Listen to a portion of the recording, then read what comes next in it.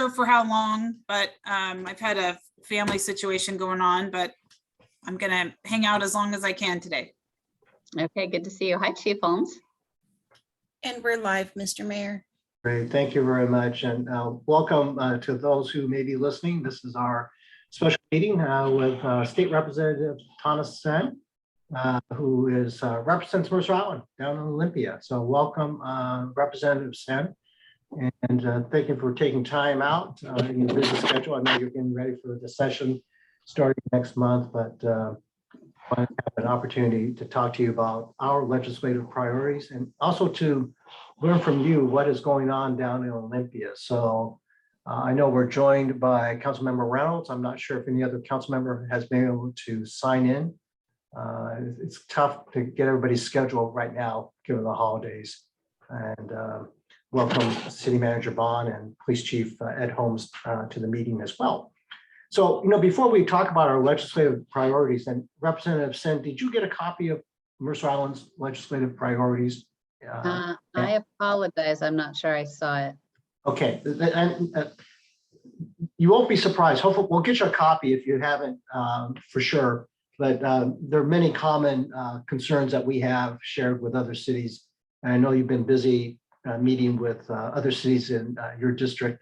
I know that you just recently met with folks in Newcastle and other cities, so you'll see similar concerns raised. But perhaps before we start talking about those, maybe if you can just spend a few minutes sharing what you see coming up in Olympia during the next session. Obviously, I know it's a short session, so lots to be done in a short period of time. Absolutely. And before I get going, yes, I do have the legislative agenda. I found that in my my meeting notes. And I also just wanted to say hi to Councilmember Rosenbaum, who I did see join, and Councilmember Anderl, although she was on and now maybe gone. And then it's like old home week. I also want to say hi to Jason as a former Mercer Island City Council member. It's great to see some old colleagues. So hi, Jason. Good to see you. So what's coming up in the legislative session that starts January 10th, it will be a speed round of legislative session, which always happens in these short sessions. We have a lot to do and not a lot of time.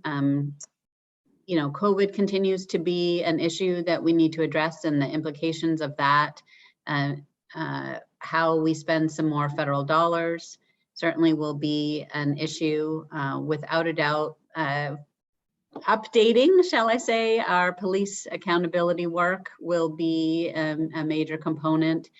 And I have no doubt that addressing housing will be a major focus as well, which it will include some zoning discussions, which will include some funding discussions, which will include homelessness and how to address that. And I would say those are among some of the biggest issues that we will have before us. And then transportation. What does that look like? Will there be a transportation package? Will it be, how will it be funded if there is something? And we know that those are huge priorities for many communities around our state, including the East Side communities and 405 projects that we have on tap. So those without a doubt will be amongst our biggest issues that we are dealing with. And then for me, and I think for so many of our communities, mental health will be a major issue that needs to be addressed, both in not having enough providers, both in how the Blake decision, which was the Supreme Court decision that came down earlier this year, and how we address that, continue to address that. And then for our youth, frankly, mental health and our adolescents, a major issue. So for the committee that I chair, the Children, Youth, and Families Committee, without a doubt, the priority issues will be children's mental health and how we support adolescents. So that's kind of the bigger overview, I would say. Well, thank you. I guess before I know other city council members will want to weigh in, but can I just follow up quickly on that mental health topic because I know that when we did meet with Representative Ty, she also mentioned that she thought that would be something that would be addressed or at least discussed down on Olympia. So in terms, and obviously you're intimately familiar with YFS and the school-based counseling, community counselors that we have. Can you give sort of a big picture in terms of funding? I mean, what do you see in terms of providing communities? We've been very fortunate, of course. We have a lot of community support, but really, how sustainable is that? And so, can you sort of give a big picture? Where are you headed on this whole issue? Yeah, thanks very Wong for that follow-up. And before I was on the Mercer Island City Council and before the legislator, I was on the board of the Mercer Island Youth and Family Services Foundation. So absolutely, school counselors are near and dear to my heart. And in fact, my first session and ever since working on expanding access to social emotional learning, which really did include school counselors, and I've proposed many pieces of legislation to expand funding for mental health counselors, nurses, social workers, and those types of social emotional learning and mental support or social support professionals in our schools. This year, there will be a proposal from the Office of Superintendent for Public Instruction to expand funding for nurses in schools. And I think the idea there is to increase support for mental health services and COVID-related services through nurses as a major component, and probably having some flexibility, whereas the idea is that it would be for nurses, it could be for any professional in that kind of social emotional learning space. So whether that's for a mental health counselor, nurse, social worker. And so I think there will be some flexibility there for schools, but that they would have to use that money in that way. They couldn't divert it to like fund a teacher position or something like that, that we try and keep it.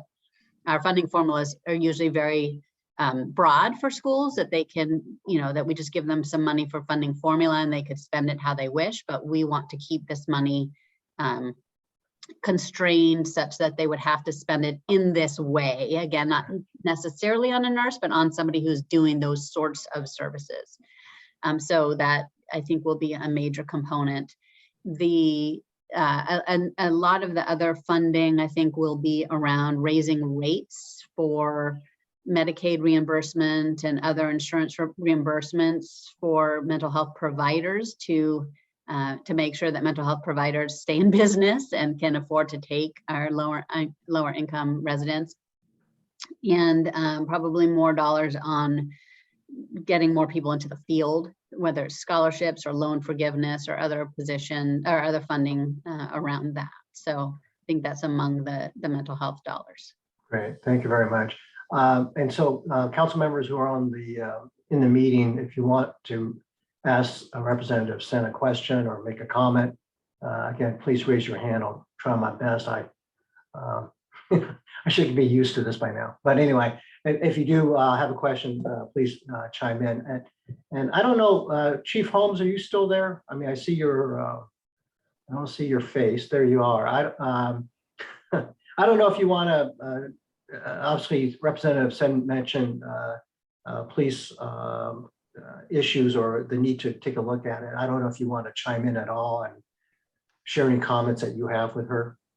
Sure, I'll be brief. And first I want to thank Representative Senn for meeting with me, excuse me, and Commander Seifert on September 1st, I think it was. So we spent a while together and I went into pretty great detail at that time about some concerns we have with the police, what's called police reform. Although I think I have, some questions on the naming of that, because some of these bills seem to not reform policing so much as take away tools police have used in the past to keep our communities safe. So we've talked about that. I don't want to spend too much time at this meeting going over that again, but I'll just highlight the need to clarify around when people are in mental health crisis, what level of force can police use?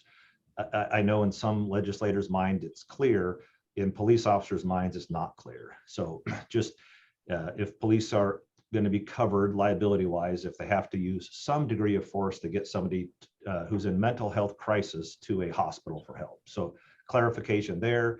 You and I have talked about reasonable suspicion versus probable cause. Police can no longer stop and detain someone under reasonable suspicion if they think they just committed a crime, regardless of what that crime is, even a violent crime.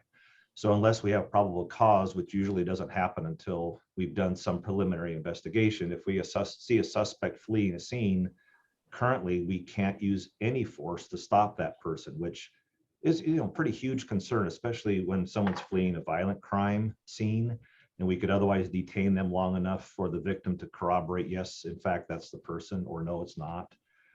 I know there's discussion around allowing for some reasonable suspicion stops, even with force for violent crimes.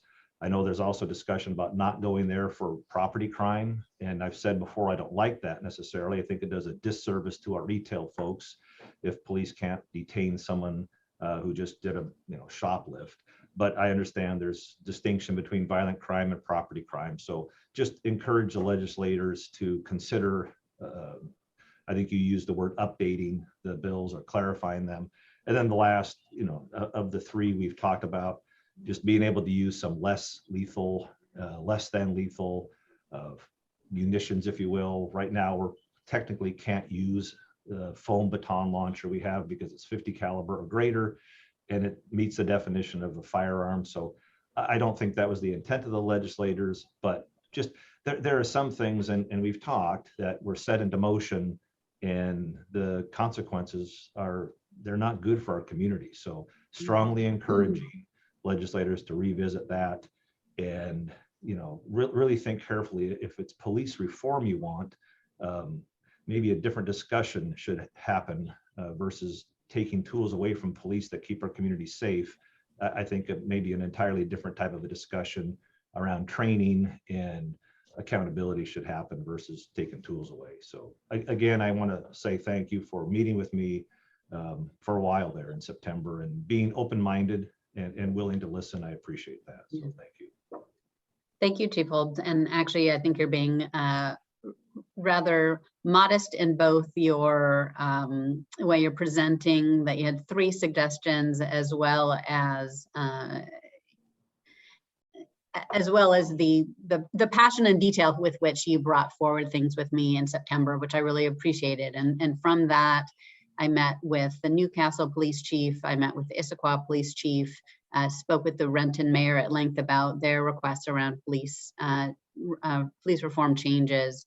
And from your detailed recommendations and really the discussion that we had, I did put together a memo that I shared with the chair of the Public Safety Committee and Representative Goodman and Representative Johnson, who've also been leading this effort, and they were extremely appreciative at the proactive way that we were discussing the changes that were needed. We have heard a lot about people saying, "Oh my gosh, the changes were horrible, and we've ruined policing," which I don't think you agree with, and I don't agree with. There were definitely some changes that we maybe had unintended consequences or didn't realize that was going to be the application. And as happens with major changes that the legislature makes, especially when it's a collection of 6 or 7 bills all coming together, and then when we see how those are really implemented on the ground, we need to come back and make some changes. And that's exactly what we're doing. And I think your feedback is going to be was extremely well received. And I do anticipate that a lot of those changes, if not all, that you recommended will be included in the recommended changes to that legislation. And I will be continuing to make sure that I follow up and see what is proposed and that we push forward a lot of those changes that you recommended. So thank you so much for being proactive and having really tangible things that we can change instead of just concerns that we can't accommodate because we just don't know what they actually are. And you are extremely detailed. So that was really helpful in moving us forward. So thank you. Thank you. Okay, thank you very much. It's always encouraging. Thank you, Representative Senn. And when we reach out to you, we know that you're listening, and certainly just really appreciate that. And again, I think those who are participating in today's meeting and listening, or who might listen to recording, I think it's important to make sure that you reach out to your representatives down in Olympia. And so I, again, appreciate that. You know, I don't see anybody's hand yet. And so I'm going to just jump in here, just sort of changing the subject. Representative Senn, the city has just started its climate action plan process. I don't know if you're obviously busy, so I know you can't keep tabs on everything, but we've started that process. And so in connection with climate change and other matters of that ilk, I've heard discussions and people are asking Olympia to take a look, asking the state legislature to take a look at the building code and to allow greater flexibility for cities to perhaps adopt different building code requirements relative to residential housing. In particular, I guess, trying to encourage incentivize the use of non-fossil fuel energy in the house, in the construction of residential housing. And so I don't know if that has gotten to you or whether or not that's something of interest to you, but I know that I've heard other cities talking about trying to going that route. And so yeah, well, first of all, congratulations on starting such a detailed attempt to look at the impact of climate and Mercer Island policies on that. I applaud you for that, and you've been a leader since our first day of working together on climate, so I have no doubt that you were fundamental in moving that forward, so thank you for that. Yeah, I think that's been a big discussion about whether or not, or the impact of buildings on the climate and how we can look at that. In general, the building code, which I sat on for a couple of years when I was a first legislator, there's flexibility for cities to go beyond what we put into requirements for commercial, but there tends to not be as much around it, right? Like residential housing, so we want to encourage the building of new housing. And so there's probably, when we're looking at climate and housing, probably some of the discussion is around density of housing, as well as what are building materials and energy use. And so I think that will be a big discussion this legislative session. I'm not completely up, I have to say, don't know exactly what the discussions are around individual housing and requiring or allowing cities to require that there be like non-fossil fuels or non-natural gas usage. And I think a lot of that is, again, about the price of housing, building housing, and access, making sure that all communities who really do have, you know, some might not have access to other means of heating or electricity, and so wanting to make sure that it is accessible to all communities, and again, doesn't price people out from building homes at the beginning, but at some point, you know, the climate is what it is, and we're heading to a no turning back point. So at some point, we got to make some really tough decisions. great. Councilmember Rosenbaum. Thanks. Good morning, everyone. It's weird to see you in the morning in the daylight, but Tana, thanks for joining us today. Appreciate it. I wanted, this is not so much of a question, more of a comment, and this is in our legislative priorities, and I imagine the legislative priorities of every town and city you represent. And you know, one thing that struck me being on the Sound City Public Issues Committee for the last whatever it is, 18 months, is the differences in the way that the pandemic has impacted different cities.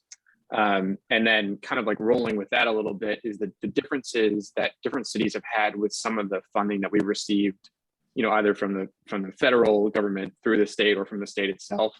You know, so as that talk continues, and obviously, you know, the infrastructure bill and potentially, you know, Build Back Better comes together, the more flexibility that we can have, the better, just because, you know, we've been different than Bellevue or Issaquah or Sammamish, whoever it might be, and they've been different than us. And then, you know, also just hearing from my colleagues in different parts, even in this area, just the differences that everyone's had in terms of trying to spend this money in a way that they think is most helpful to them, and then running into some restrictions. So to the extent that you can, I know that we'd really appreciate some flexibility, and I know Jason's probably smiling about that Mhm. off camera, but you know, that would just be one thing I could stress. You know, if there is any opportunity for some flexibility around that, just because we've, you know, as a small town, we're, we sort of have to be very careful with how we even allocate time for preparing for projects and things like that. And we don't want to miss out on funding opportunities, obviously. Yeah, thanks for that, Councilmember Rosenbaum. Ironically, I think that's how the state feels too. We want to have as much flexibility from the federal government as we can to spend it, you know, whether it's on, again, housing or fixing culverts, fish passages, or whatever it is. So I completely understand and hear you on that. So thank you for that request. All right, thank you. Thank you. Councilmember Anderl. There, okay, found the mute button again. Thanks, Tana, for being with us. I appreciate you taking the time out of your day. I know it's getting pretty busy for you, getting ready for January 10th. As you know, one of our legislative priorities is to ensure that there's local control over decisions that are important to the community. And in the context of proposed and passed legislation over the past couple of years, which did kind of apply one size fits all solutions to communities and take away local control. Just for example, with the legislation to remove any local control over how many unrelated people can live in the same household. The police reform legislation took away local control over communities' ability to really police. There was proposed legislation regarding mandatory density around light rail stations. And so in light of those, what kind of support can we expect from you on issues of maintaining local control for communities, for the residents and the electeds in the communities to help to make the decisions that really critically impact the quality of life in those communities? Yeah, thank you, Councilmember Anderl, for that question. Local control and supporting that has actually always has been a really fundamental component when I look at, or consideration when I look at legislation. And having served as a city council member and serving on the local government committee, I have pushed back on bills that remove local control in a whole variety of places and really value that. I also value some other things that sometimes do trump that, whether it's racial equity or climate change or some of these broader components that we don't want to leave up to the locals to decide, because sometimes it's so fundamental that we don't want one city council maybe who isn't quite as enlightened around racial equity to be able to continue policies that that we don't feel are promoting racial equity. And so there are some times where those considerations do trump local control, but not very often. And continue to evaluate and focus on local control. And whenever it's something that we do override, it's got to be something of particular importance. And I'll give you one example. This legislative session, I am proposing banning open carry of weapons at city council meetings, county council meetings, and school board meetings. And the question has come up whether or not that would be an option for city councils to opt into that. And to me, absolutely not. It's a local, while there might be local control on one side, don't want to have a city council, for instance, being in a situation where they would have to propose that legislation and then have a lot of people who oppose it with their weapons come to that very meeting. Or if there's a minority of council members, or really to protect the public is why we have that as well. If they want to come to a city council meeting, we don't want them to be intimidated by those with open carry. And so that kind of, again, trumps the local control in that we want to focus on community safety first and protecting the minority and the voice of democracy. And so access to democracy. So again, in that way, I would not support a local control component on there, but it's always a consideration that's quite high in my mind as to when or how to support a bill or not. Okay, well, thanks for that. But the legislation you just mentioned raises a whole host of questions in my mind regarding concealed carry and other things, but let's not get into that. If you'd like. I'm sorry, I'll have to take another turn. I've got some background noise right now. Okay, great, thank you. Councilmember Reynolds. Hi, Representative Senn. A couple of things. First, thank you for taking action on the open carry issue or attempting to take action. I'd love to see that go through. But I just want to offer another thought on the local control issue, and that's the 1% limit on property tax increases. I think it's very important that issue be reopened and give cities potentially the opportunity to increase the property tax levy by an amount in excess of 1%. Especially when we're entering a period where the inflation rate in the last year, I believe I heard on the radio this morning, was 6.8%. It's time to revisit that issue, and I wonder what your thoughts are on that. Yeah, thank you, Councilmember Reynolds. Nice to see you. Thanks for that question. I have always been in support of lifting that cap. I will continue to do so. I think the most promising proposals are ones that keep the 1% plus in at least the cost of inflation. I think when we look at the state budget right now, if we do no new programs, nothing new, but we just pay for inflation and for the true cost of paying employees, what it actually costs to provide a service or a program, we could spend all of our state dollars, the additional state revenue that we're anticipating just on that. And so I feel for cities that have this cap, that if you are just trying to maintain your current employees and services, the costs have gone up way more than 1%. And so we are creating a situation that just puts you behind the 8 ball from the get-go. So I definitely can feel your pain on the budgeting and appreciate all the work that you have done to keep your city, our city, so well financed and secure, and keep as many services as possible. But I do think that that's really hamstringing cities across our state. Thank you. If I can jump back in, my kitchen remodel project has taken a momentary lull, so we're good. So I just, Tana, I just wanted to actually thank you for your attention to the police reform issue, and I, couldn't agree more with what Ed said earlier, and some fine tuning on that I think would be much appreciated and very, very helpful. So appreciate and look forward to seeing the outcome on that. I hope in a short session that some meaningful work on that's able to get done. Thank you. I have no doubt it will. I think it's definitely at the top of our list. So, we've been, Representative Senn, we've been talking about local, maintaining local control as much as possible. And I won't go through the legislative priorities. I mean, you can see them, but again, they're very similar to what other cities have done. But, again, item 4 just lists a slew of different things that obviously would enhance a city's flexibility regarding the use of funds. Anyway, again, I highlight that for your attention. I guess, would have been nice to be saying that they were behind the pandemic, but it's like seems to be lingering on. And so I know other cities, including Mercer Island, would certainly welcome some action down on Olympia to basically update the Open Public Meetings Act. Obviously the governor has been extending through emergency orders, waivers and what have you, but it's probably time to take a hard look at it. And,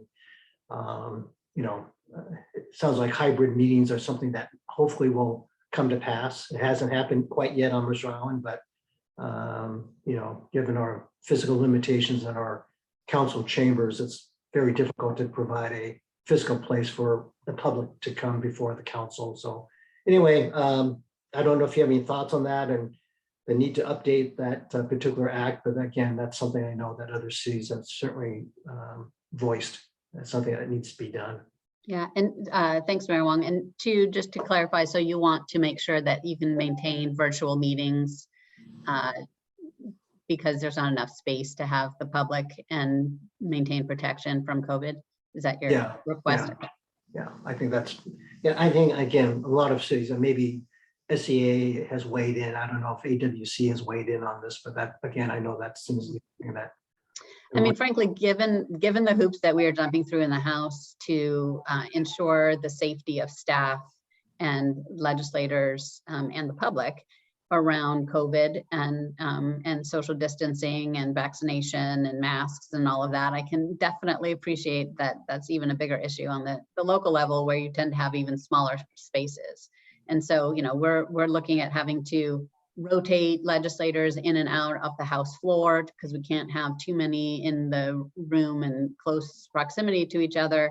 And even in our, you know, not allowing the public into our offices this year and things like that. So I know as we continue to have restrictions, we certainly can't expect local governments or other governments to have any less protection than we do. So I certainly would support continuing that. Sure, thank you. You know, the city manager, I'm not sure if she's on the call still, but I know that from a city manager's perspective, we've heard this before, and certainly just want to share it with you. And that is, you know, when the state legislature, you know, enacts a law, a mandate of some sort, I guess the ask is simply to make sure that cities have a sufficient amount of time to implement those changes. I think I can't give you any particular example. If the city manager is here, I'm sure she could, but I think there's a feeling that sometimes when these laws are passed, inadequate amount of time is given to the cities to respond.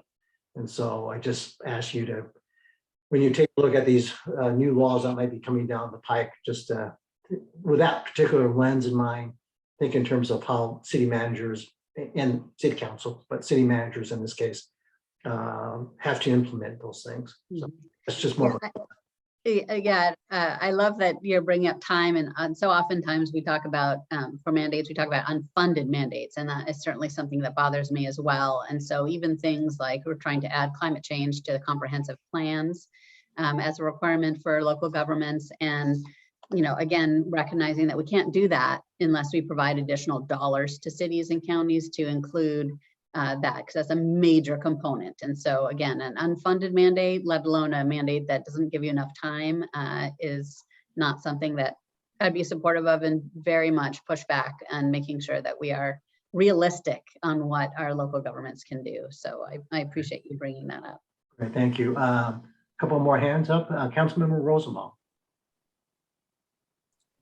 Thanks, Benson. Yeah, just Tanner, just to pick up on Benson's comment too. You know, I hope that obviously the session is going to be short and hopefully quick and smooth for everyone. But just keep us in mind. You know, if you need anything, any perspective from us or from the city, please reach out. You know, and obviously we'd love to be a resource to you just to make sure that you're getting any information that you need from us on some of these decisions, because I imagine they'll be made pretty quickly. So. Again, not a question, just a comment, but please keep us in mind, you know, if we can give any perspective on some of these challenging issues. Thank you very much. All right, thank you. Councilmember Reynolds. Hi, just want to shift gears for a minute and talk about economic support for the city. And in particular, what do you think the prospects are if we were to undertake a major expansion of park services, for example, to execute on the Aubrey Davis master plan, or to put in new docks at Luther Burbank or something similar to that? Is there potential for state support in something like that? And what's the best way to go about making a request for it? Yeah, thanks. So certainly for this coming legislative session, we're going to have very few additional capital dollars. So probably not for this legislative session. Always much better having a chance in the larger session at the beginning of the budget cycle, 2-year budget cycle. Probably a lot of the questions would be, have you applied for an RCO grant first?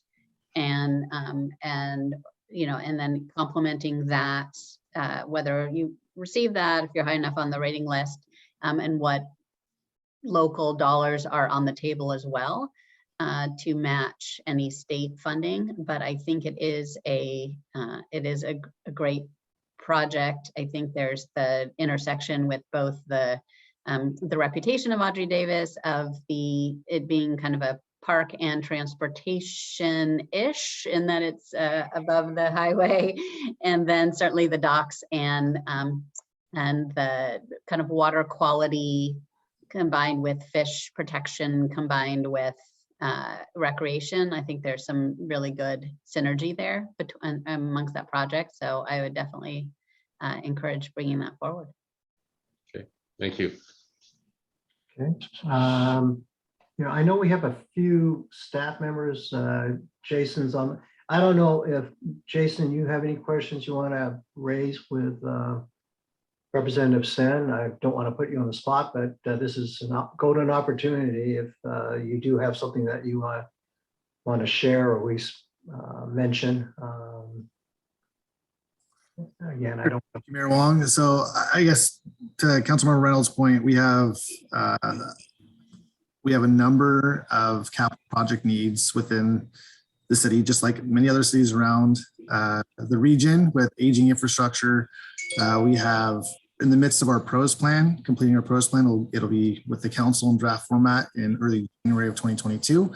It's got a long. Sorry, that's public and recreation. Parks, recreation, open space plan. Open space, thank you. Yep, so that's what actually we use as part of our RCO applications, and the Luther Burbank Dock project to date has been fairly successful in those RCO applications, but it is just the tip of the iceberg with such a large space and waterfront that's unique to Mercer Island. It is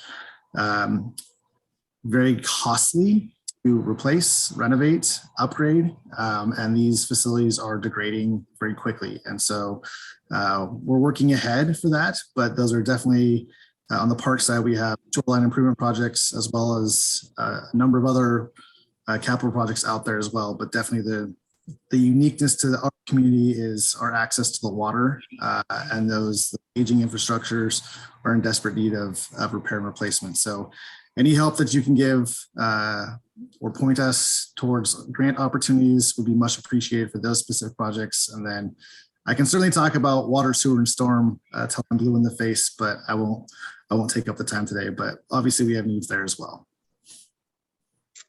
Absolutely. Thanks, Jason. This is a slight aside, but does get to the capital project components. Having spoken with school board member Lurie, she had raised the question about the federal infrastructure package, and so hopefully there's dollars there potentially for sewers, but also she had mentioned the electric bus aspect that Senator Murray got into the infrastructure package, and concerned that if the school district were interested in doing that, they don't have the infrastructure to do that, to charge school buses and things like that, and even transition from, a whole new fleet, et cetera. So I have introduced legislation that would allow school transportation levies to include infrastructure for electric charging stations for student transportation. So that would include electric school buses and vans and things like that. And so hopefully that is something that could be, combined. I know how close the city and the schools work together on some of the bus yards and things like that, but that could be an area at a minimum that that hopefully we can support the electrification and towards the sustainability plan that Mayor Wong was talking about before as well. Thank you. Can I just tag on to what Jason was talking about as far as infrastructure and what have you? And I was just curious whether or not, we've asked in other cities, again, we're not unique here, have asked, for full funding of the Public Works Trust Fund, because I know that, and correct me if I'm wrong, because I'm sure I'm wrong, but I just sort of remember that oftentimes this particular fund would be swept out and put into the general fund. Is that still happening? Is there a chance that the Public Works Trust Fund can actually get fully funded? Yeah. The Public Works Trust Fund, which is critical, especially for small cities, to get low income loans or low interest loans for capital projects, had been fairly devastated over the past probably 8 to 10 years. Last year, we put in at least 100 million into the Public Works Fund of, I believe, federal dollars or whatever it is to maintain in there. And so it's a revolving fund, as you know. So by putting money back into that fund to really make it robust, I do feel like it's at full capacity now. I mean, it could always use more, but I don't think that is as much of a concern as it has been over the past probably decade in it being swept. We invested quite a bit more money into that. So that will hopefully be available for those sewer projects or other things that I know you've used in the past to redo the sewer lines around the island and things like that. Great, thank you. Well, again, that's encouraging, and thank you for that update, and hopefully Mercer Island and other cities can utilize those funds. Yeah, and hopefully they stay and are never swept again. It always remains to be seen. Okay, we're counting on you. We're counting on you to take away the broom. Yeah. So, anyway. People know, they see me coming. They're like, oh, this is about city funding. I know, isn't it? I'm like, well, maybe. That's why it's great to have you down there. Council members, anybody else have any questions? Again, Representative Senn has graciously made her time available. I have more of a comment than a question, if I can jump in, which is just, I'm very concerned about last mile access to transit solutions, and to the extent that there are options that you can, levers you can pull to help us get funding or otherwise arrange for last mile access to the light rail on the island for both bicycles and whatever other alternative modes of technological solutions there are, be it parking, bicycles, shuttle buses, you name it, autonomous vehicles. I'd love to see some leadership from the state on that, because that's something that's going to be impacting every community around the Puget Sound area. Absolutely. Yeah. Thank you for that. Yeah, it's so interesting watching light rail getting closer and closer to a reality, and then knowing that even before it was light rail and it was just getting to the park and ride and to buses, that was still a difficulty for so many of our residents. And so I know we need to continue to focus on that and hope that we can. It'll be very interesting with what is decided around a transportation package, if it's a major investment or if it's a stopgap, if you will. I think I'll be looking at some of the bigger projects, again, like a 405, but then the multimodal is just always top of mind for folks, again, in particular to address climate issues, but also if we're going to invest in sound transit, if we're going to invest in public transportation, then we have to have people being able to access it. So I think that continues to be a major focus for the legislature. So thank you for that reminder. Okay. With that, I apologize. I have to sign off for another call, but thank you very much for your time. Good to see you. Just again, maybe perhaps to wrap up, Representative Senn, and again, sort of going back to Councilmember Rosenbaum's comment, is there anything that we, the City Council, obviously not me after the end of the year, but the new City Council can do to work with you? Obviously, it's a two-way street, but what can we do to help make your life easier? I know you have your staff, you have good staff. Is it a matter of just touching base with them periodically, or, how do we partner with you? I guess it's another way to say this. Yeah, thank you. I do find that you guys are extremely responsive. I was looking at a piece of legislation that was talking about cities with 25,000 people or less, 25,000 people or more, and I emailed City Manager Bond, and immediately Andrea and Amanda got back to me with, I wanted to find out where we were exactly in our population, since 25,000 is, I know we're so close to that level, and they did right away. So, I feel like I have great response from your staff. So thank you so much. And then I do anticipate reaching out to Chief Holmes as the police accountability legislation goes forward to get his perspective and make sure that we're addressing the biggest concerns. So I know I will continue to work with the staff, and I appreciate your offer, and we'll definitely, I'm always available. So if something that comes up and you want to reach out to me, and then usually if I'm reaching out to the council members, I'll definitely start with the mayor, whoever that is. And thank you, Mayor Wong, for your service and for all these years. And congratulations on your departure as well from the council. Thank you. Well, again, I guess I'll give 10 seconds, 5 seconds to see if anybody else has a hand raised. Otherwise, I'm going to say thank you so much, Representative Senn, for spending part of your morning with us and sharing your thoughts and responding to questions. And again, if we can be of any service, private citizens or not, or public elected officials, you know how to reach us. And so happy to help. Okay. So good luck down there and happy holidays to you and your family. I appreciate that. And thank you guys for your service to Mercer Island. It's good to see you all. Okay. Thank you. Thank you very much. Okay. Bye. Okay.